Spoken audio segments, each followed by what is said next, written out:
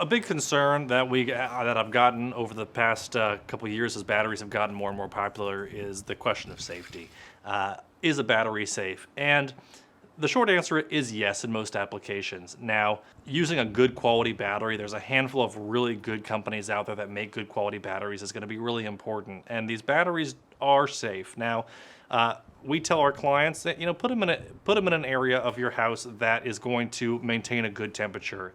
If lithium ion products, if they get really hot, they do have a heat signature, and you can see these products potentially catch on fire. But as long as they're maintaining a good temperature and you use good quality products and you have good quality installation practices, you're not going to have any issues. In fact, we've installed hundreds and hundreds of battery systems over the past couple of years, and we have had no issues with temperature, no issues with fires, nothing like that. We've had no issues whatsoever.